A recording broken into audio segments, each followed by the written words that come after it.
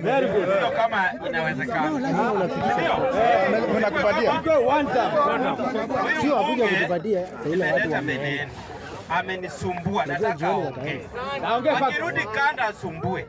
Mkimbize yeye kama sijampata. ndio asitokee sasa ile watu wanaenda.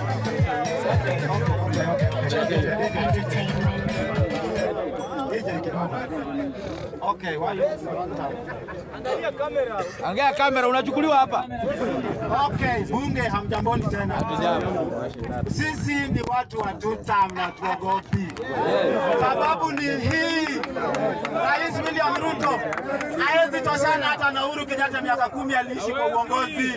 Manake William Ruto amezuru Kenya, kila kona ya Kenya William Ruto anajulikana. Niambieni nani mwingine kama sio William Ruto?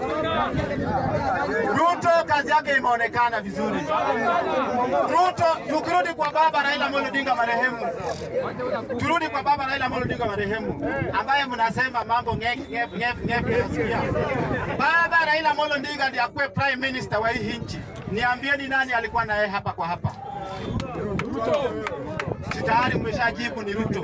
Mbona sasa sisi wakati hatukuchagua Ruto, wakati wake baba bahati mbaya akaaga, akatuacha. Sisi ndiye ndugu ya baba Raila Amolo Odinga na sisi ndiye marafiki wa William Ruto. Sasa hata nyinyi mkihesabu, manake nasikia mnahesabu Gachagua, mnahesabu Matiang'i, mnahesabu Kalonzo. Kalonzo ni mkia anashinda kufuata nyuma.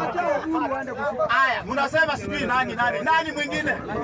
Matiang'i analala kwa mkutano. Sama mtu anaamka. Nataka mniambie kiongozi wenu ambaye anaamka mchangamfu. Tuambie agenda. Anaongea kitu. Tuambie agenda, point. Kuja na content. Mambo ya majina ya watu.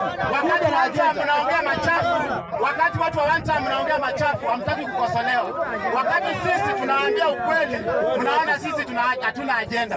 Agenda ndio hii.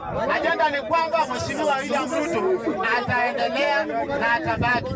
Kama Kibaki alibaki na wabunge 26 akaongoza hii nchi. Kalonzo akaja akamsaidia wakati vichwa zetu zilikuwa zatembezwa na Naivasha na Nakuru. Sijui kama mnasahau ama mnakumbuka. Wakati hiyo alikuwa mzuri, leo akwe mbaya. Ruto to down. Asante.